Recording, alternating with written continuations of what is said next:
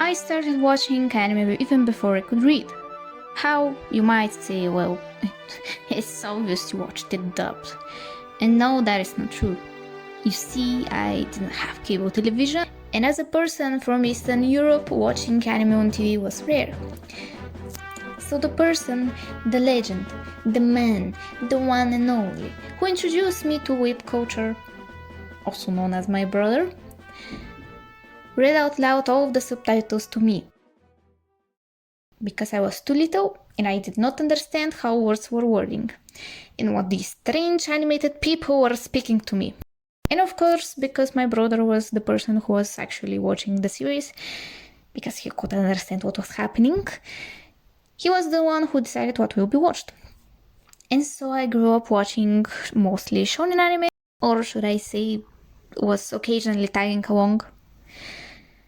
But nevertheless, once I became 5th grade, my brother introduced me to my second most favorite show of all time. And that is the show that changed me forever.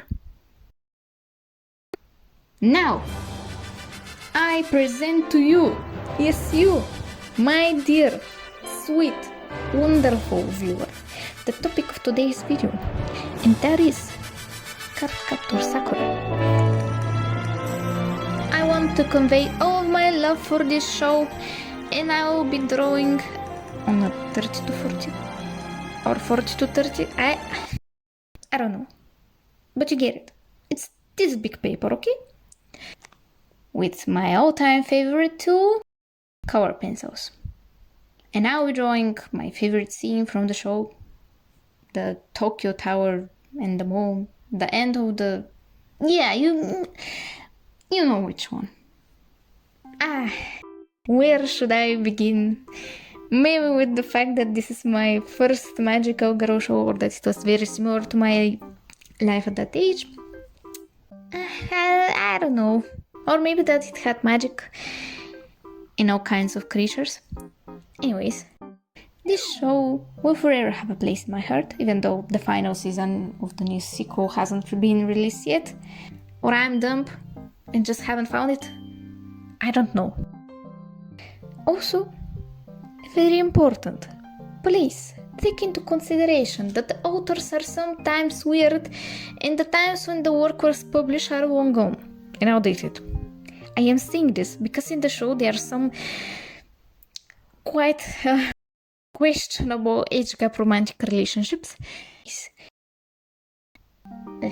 Anyways, as I say, every good thing has a bad thing, but we ignore the bad thing because the good thing is too good. You see, that is the most deep motivational sentence you have probably heard all day.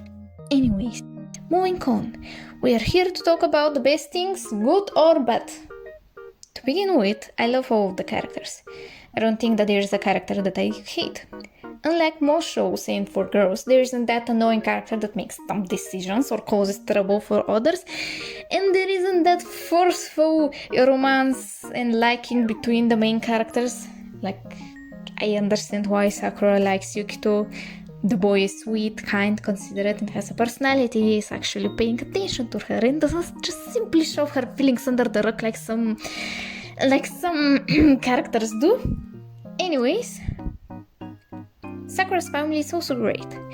They have an important part in the story and are paying actually great attention to the main character and are very likable. So good. And now, about Sakura's friends. After watching the show, I realized that I really like how the characters interact with each other and that there is a significant difference in their behavior towards one another after some time passes. Now, this might be a spoiler for some very few people who have heard nothing about the show, but just a little warning. If you want, you can skip this to this point. You see? This number. I won't be going into too much details, so I think everybody's aware of how the romantic relationships end up like, but still, you have been warned. Anyways, during season 2, I was screaming from the bottom of my lungs because of this cute,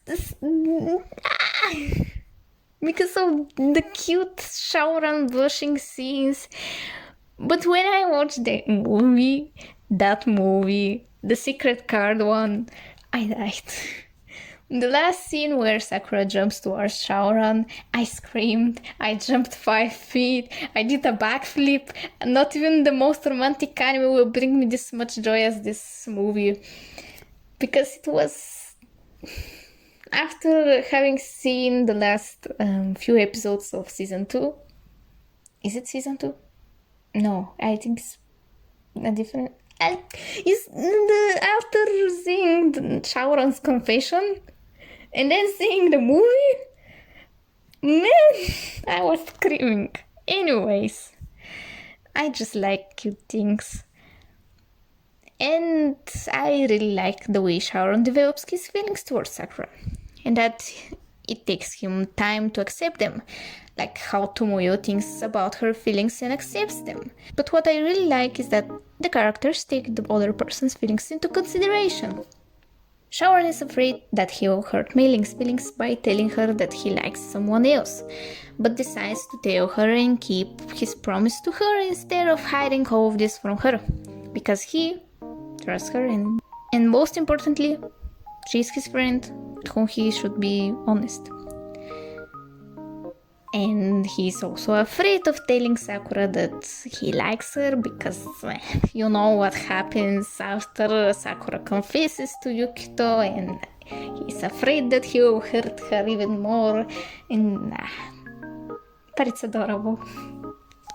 And man, did my opinion for Mei Ling change when she found out. I like that she didn't simply forget what she felt, but she did stand to her friends when they needed her and wish them actual happiness because they're both dear to her. Man, don't even get me started on Tomoyo. She's my favorite character. I really love her. Legends say that her skirt is still wet from Mei Ling's tears. What I find refreshing is that the love in this series is really nicely presented. It is not the usual formula where we know, that the main character will fall in love and we have the both of the two characters go through some hardships, misunderstandings, wow, amazing things. No. Here in the series, we're presented with different types of love. For example, the love Sakura has for her family. The love Sakura has for her crush. The love Sakura has for the cards, Chiro and Yue, The love Sakura has for Tomoyo. The same goes for the other characters. The love Toya has for his sister. The love Tomoyo feels. The love Mei Ling feels towards Shaoran. The love Wei feels towards Shaoran. I mean, not that kind of love. Stop. I mean, not the romantic love. Please stop. The love between a good caretaker, yes. And of course the love Shaoran has for his special someone, and much more. Now I didn't understand that as a kid because I was more excited for the magical part, but we'll get to that later. But now, after watching it, I finally realized how important the end of the season 1 was. Was it season 1? I don't know, it wasn't separate. Was it separate? It had a different opening. That's the Tokyo Tower scene, okay? I'm talking about that. I'm talking how important that... Anyways. And I will not spoil anything. I'm done with that. Don't worry. Please don't leave. All I will say is that I finally understood the stakes that were at that moment. Is that how you say it? Stakes? Listen, buddy. English is not my first language. I have graduated, I got excellent mark, now I can speak as an idiot as much as I want. That's why I'm reading the script for the 55th time. But anyways, you got the point. Don't look at me like I'm still the breath, okay? I like the fact that not all of the main characters need to have powers. In fact, besides Sakura and Shaoran, Tomoyo and Mei Ling don't have any powers, but are still helpful. Unlike some guardians who, other than transforming, haven't done anything combat related. I suppose that the series would have finished too quickly if Chiro had given Sakura proper lecture of everything that she needed to know. But oh boy, there isn't that possibility, The anime was going to be too short. Also, a cool thing is that Sakura doesn't transform and wear an outfit for an entire season before she powers up and then changes. Oh wow! No. The girl's got her bestie to style her every day. I don't know how insanely rich Tomoyo is to be able to make so many costumes, but if she started a business, she would buy her own mansion.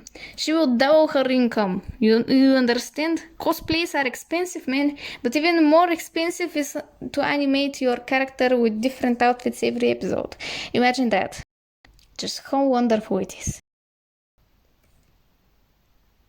The show is very magical. It has cute interactions between the characters, the music is amazing, the animation is nice, but what I think the reason why this show is so pleasant to watch, and that is so because we don't have that annoying main character. I cannot stand annoying main characters. No matter how good a show may be, if the main reason for the show to exist is to watch an unbearable character, I don't care if the name of the show is the name of the character. I want to watch everything else except that character. But oh boy, that isn't possible.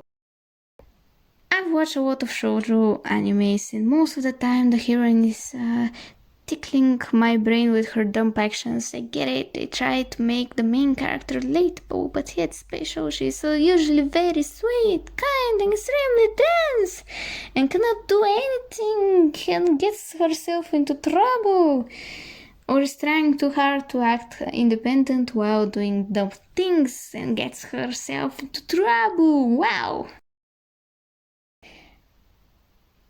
And then not knowing what to do after that. I know that giving your characters flaw is a must-have, but sometimes this flaw contradicts the character's already established qualities. I like Sakura because she acts her age, she's kind and sweet, but most of the time gets out of trouble by herself. She's really emotional, and that is her flaw, but what keeps her pushing forward is her positivity. And that, my friend, is the reason why I am drawing Sakura smiling, standing confidently, because the line that stuck with me and will help me in the future, and I will forever remember it, is, I'm sure I will be alright. Yes, that is her line. The most iconic, well, it's not the most iconic. I mean, what can beat release and return to your form? I know, but this is that one cute line that will help you move on, Yes, she's dense and naive because she's a child. Yes, she doesn't have very distinct personality because she doesn't need to. She's a normal girl. She's good, relatable character with positive qualities that people should look up to. And I love her. She's so cute. She has stereotypical main character qualities, but they are presented well and suit the character and their place in their story. And finally, it is time for me to explain the real reason why I absolutely adore this show. Come here. Number 1. It has cards. Monster cards. And 2. It has magic. What more do you want from this world? It is basically Yu-Gi-Oh!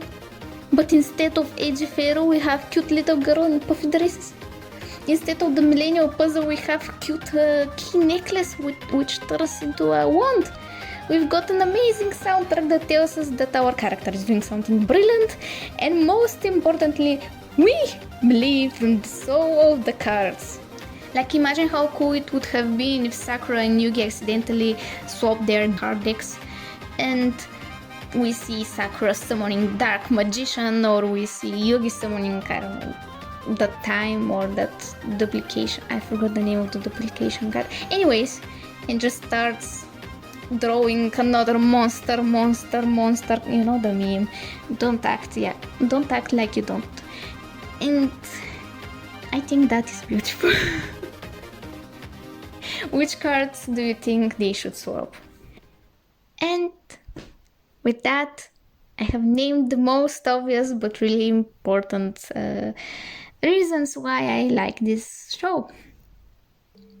I recommend watching Cardcaptor Sakura to people of all ages, and especially to those that have yet to fall in love with somebody or looking for some cool outfits and inspirations. They are amazing character designs, very good in my opinion, presentation of the animation, likable characters, and most importantly, cool poses and lines. It will also remind you that 5th graders are better than you with their romantic lives. Now, if you excuse me, I have to edit many hours of me drawing. So, I wish you an amazing week, and remember that you will definitely be alright. Bye!